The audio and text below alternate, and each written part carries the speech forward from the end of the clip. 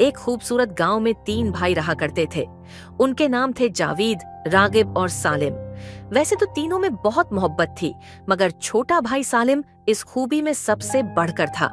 इसमें रहम दिली, मेहरबानी और मुआफ कर देने की सिफात बहुत नमायां थीं। जावेद और रागिब को एक दिन ये ख्याल आया कि दुनिया के मुख्तलिफ मुल्कों का सफर किया जाए, ताकि वो नई मालूमात हासिल कर सकें और नए तजरिबात से आशना हों। वो ये नहीं चाहते थे कि वो हमेशा एक ही जगह पर रहें और सिर्फ अपने छोटे से माहौल में जिंदगी गुजारें। उन्होंने सालिम से पूछा कि क्या वो उनके साथ सफर करना चाहेगा। सालिम ने थोड़ी देर सोचा और फिर अपनी फिक्र जाहिर की। वो जानता था कि जावेद और रागिब दोनों कुछ ज्यादा ही सख्त मिजाज हैं। वो कभी भी बगैर सोचे समझे खतरात में कूद पड़ते हैं और दूसरों के साथ सख्ती से पेश आते हैं। सालिम को डर था कि उनके साथ सफर करने से वो किसी भी मुश्किल में फंस सकते हैं। जावेद और रागिब ने सालिम की बातों को समझा और वादा किया कि अब वो अपने रवैये पर काबू पाएंगे और जो कुछ भी करेंगे सालिम की राय को अहमियत देंगे। उसके बाद उन्होंने एक दूसरे के साथ मिलकर इस सफर की तैयारी की और अपने सफर पर रवाना हुए, ये तय करते हुए कि वो एक दूसरे की मदद करेंगे और मुश्किल हालात में सीखने की कोशिश करेंगे। इस तरह तीनों भाइयों में समझौता हो गया। उनका गुजर एक जंगल से हुआ और रास्ते में उन्हें चिवंटियों का घर नजर आया।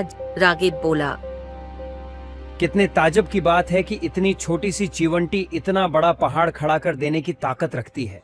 आओ भाई, हम ये पहाड़ गिरा दें और अपनी आंखों से देखें कि चिवंटियों के छिते और सामान लिए हुए किस तरह टूट पड़ते हैं, फिर अपनी खुराक किस तरह जखीरा करते हैं और उसे बच्चों को खिलाते रहते हैं। मैं उस नन्ही सी मखलूक को सताने और उनके बनाए हुए बल बर्बाद करने से मना करता हूँ। उनके साथ ये जियादती हरगिज़ न करो। दोनों भाइयों ने उसकी बात मान ली और फिर वो आगे अपने सफर पर बढ़े।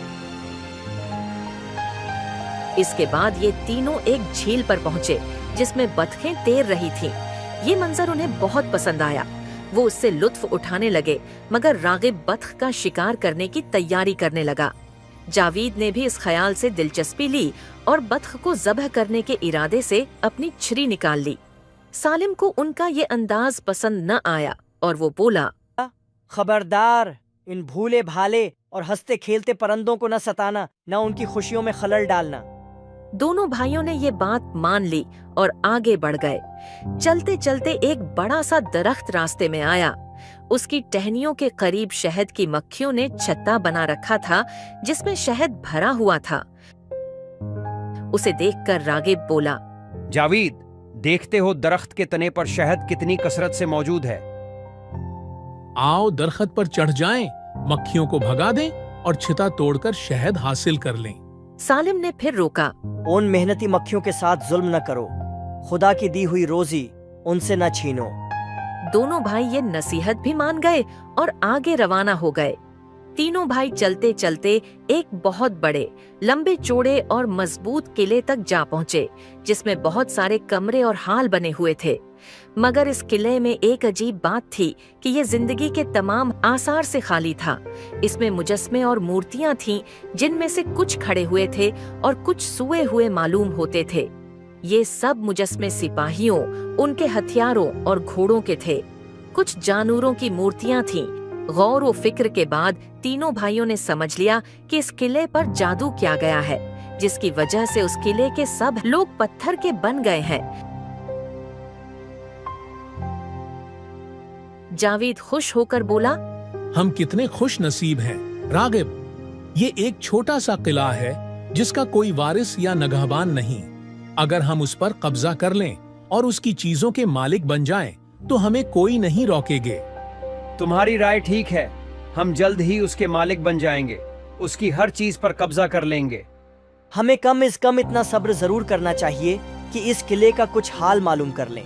और फिर ये बात शरीफों को जीब नहीं देती कि किसी चीज को उसके मालिक से छीन लें या नाजायज तरीके से कब्जा कर लें। बेहतर यही है कि जरा किले में घूम फिर कर इतना तो मालूम कर लें कि इसमें क्या है और उसके बासियों में से कौन बचा है। दोनों भाई सालिम के मशूरे से मुत्तफक हो गए और फिर सब मिलकर किले के कमरों का जायजा लेने लगे। वहाँ उन्हें कुछ नजर नहीं आया। वो और भी हैरान हुए, यहाँ तक कि वो एक बंद कोठरी तक पहुँचे। उन्होंने उसे खोलने की कोशिश की मगर कोई कामयाबी न हुई। अब जावेद उसके दरवाजे के एक सुराख से झांकने लगा। उसने देखा कि एक दबला और बूढ़ा शख्स जो छोटे बच्चे की तरह दिखाई दे रहा था, कोठरी में एक खाने की मेज पर बैठा हुआ है। जावेद ने सोचा कि ये शख्स भी उन्हीं जादू से पत्थर बनी हुई मूर्तों की तरह एक मूर्त होगा, लेकिन सुराख से अपनी नजरें हटाने से पहले उसने इस शख्स को हिलते देखा। उससे वो समझ गया कि ये एक जिंदा इंसान है और पत्थर की मूर्त नहीं है। इस वक्त उसने दरवाजा खटखटाया मगर उसने उसकी तरफ कोई तौजा ना दी। फिर उसने अपने भाई रागिब की तरफ इशारा किया। वो देखने के लिए झुका और भाई की तरह उसने भी दरवाजा खटखटाया मगर इस आदमी ने उसकी तरफ भी कोई तौजा न दी। रागिब ने सालिम को इशारा किया, उसने भी झुक कर देखा और फिर दरवाजा खटखटाया। इस वक्त वो शख्स कर्सी से उठकर दूसरी तरफ आया और दरवाजा खोल दिया। जब वो आदमी चला तो ये तीनों भी उसके पीछे चल पड़े। आखिर वो इस मेज तक पहुँचे जिसके पास पहले वो शख्स बैठा हुआ नजर आया था। उन्होंने मेज पर खाने, मशरूम, फल और मिठाई चनी हुई देखी। वो शख्स मेज के पास बैठा तो ये तीनों भाई भी वहाँ बैठ गए। सब ने पेट भरकर खाना खाया। ये सब कुछ होता रहा मगर वो आदमी खामोश था और ये लोग भी उसी तरह चुप थे। न वो कुछ बोलता था और न ये कोई बात करते थे। जब खाने से फारिग हुए तो वो शख्स उठा। ये लोग भी उसके पीछे हो लिए।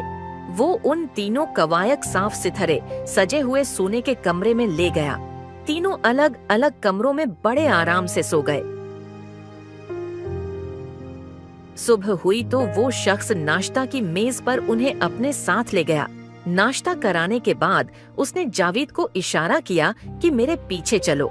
वो उसके साथ सिंगमरमर की एक तख्ती के करीब पहुँचे जो कमरे की दीवार पर लगी हुई थी और उस पर ये इबारत लिखी हुई थी, किले को जादू के असर से आजाद कराने के लिए 3 काम करना जरूरी है।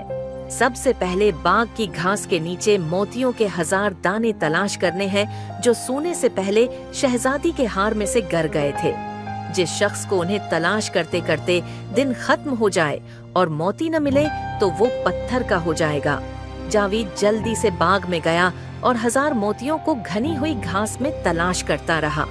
वो सिर्फ 100 मोती तलाश कर सका था कि दिन खत्म हो गया और जावेद अपनी जगह पत्थर की एक मूर्त बनकर रह गया।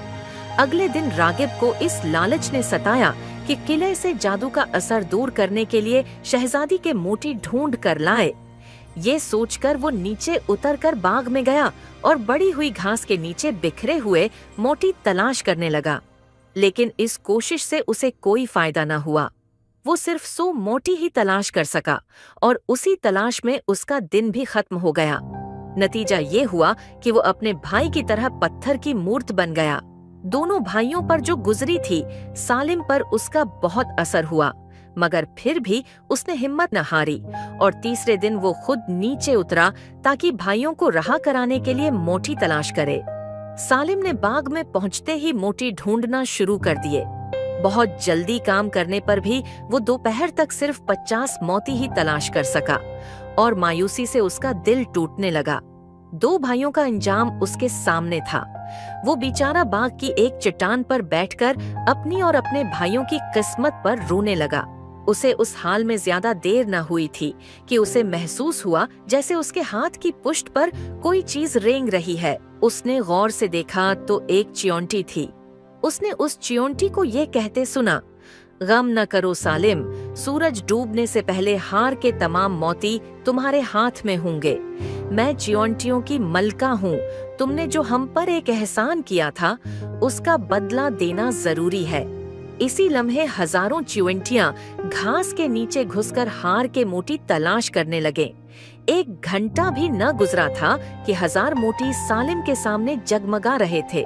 सालिम ने खुश होकर सर उठाया तो एक छोटे कद के बूढ़े आदमी को अपने सामने झुका हुआ पाया। उसने सालिम को इशारा किया कि मेरे पीछे चलो। सालिम आगे बढ़ा तो एक दूसरी तख्ती नजर आई जिस पर ये इबारत लिखी थी, दूसरा काम ये है कि शहजादी के कमरे की कुंजी झील की गहराई में घुसकर तलाश करो।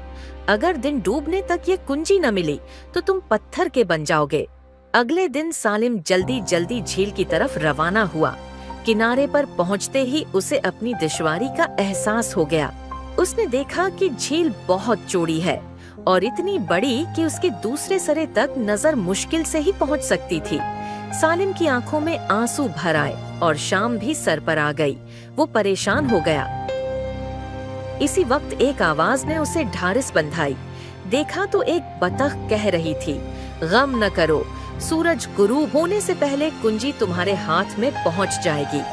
मैं बतखों की मुल्का हूँ, तुमने हम पर एहसान किया था ना, मैं उसका बदला चुकाने आई हूँ। सालिम को थोड़ा इत्मीनान हो गया।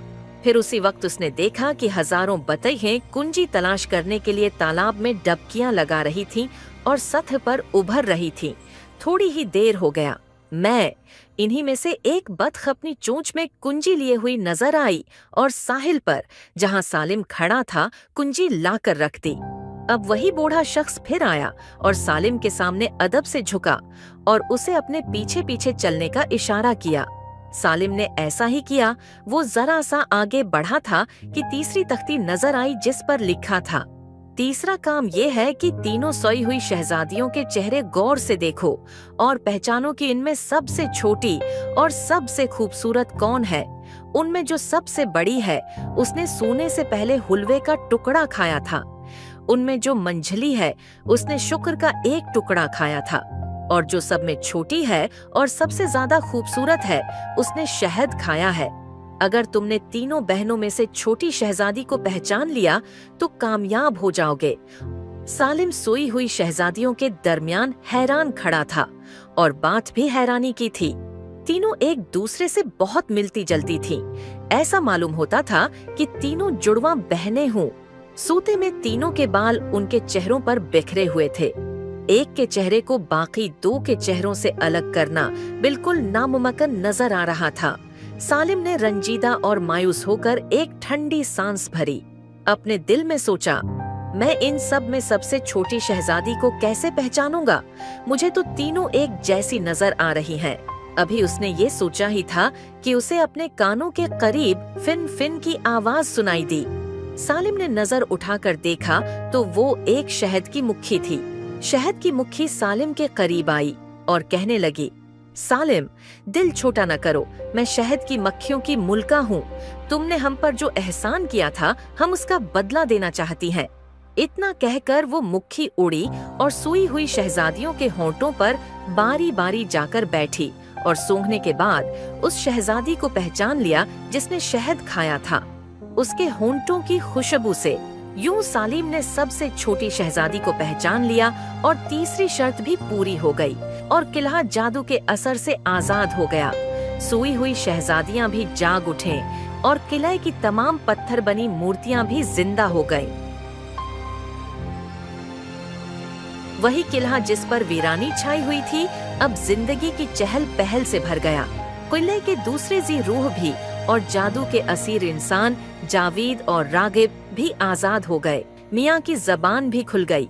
वो इतने उर्से की खामोशी के बाद बोलने के काबिल हुए तो उन्होंने छोटी शहजादी को अदब से सलाम किया।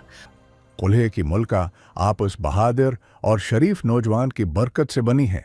उसने ही कुल्हे को जादू की मुसीबत से नजात दिलाई है। उसके सिवा कोई दूसरा आपको इस मुसीबत से छुड़ाने का शरफ हासिल नहीं कर सकता। यही नौजवान इस कुल्हे का बादशाह होगा और हम सब उसके खैर ख्वाह और वफादार रहेंगे। ठीक कहा तुमने ए दाना शख्स, मगर मुझे शादी की खुशी तो तभी होगी जब मेरी दोनों बहनें भी इस रिश्ते को पसंद करें। और हिकमत की जो किताबें अबा जान मरहूम ने मेरे लिए छोड़ी थी, मैंने उनमें पढ़ा है कि छोटी शहजादी का ब्याह न रचाया जाए जब तक दोनों बड़ी शहजादियों का ब्याह नहीं होगा, वरना जादू का दरवाजा बंद नहीं होगा। माफी चाहता हूँ मेरी मलका, मैं आपको ये इतिला देना भूल गया कि उस नौजवान के दो भाई हाजिरी की इजाजत चाहते हैं और उनकी दरख्वास्त है कि बाकी दोनों शहजादियों से उनकी शादी कर दी जाए।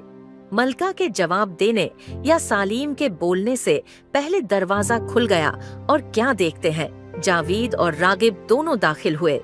उनके साथ ही मलका की दोनों बहनें भी खुशी खुशी आ गईं। इन सब के चेहरों पर खुशी और कामयाबी की मुस्कुराहट थी जो छिपाए न छिपती थी। उन्हें दोनों ने मलका को सलाम किया और दिल से मुबारकबाद दी। उसके बाद छोटा भाई सालीम मलका का दूल्हा बन गया। जावीद और रागिब की शादी मलका की बहनों से हो गई और हर तरफ कहकाए और खुशियां बिखर गईं।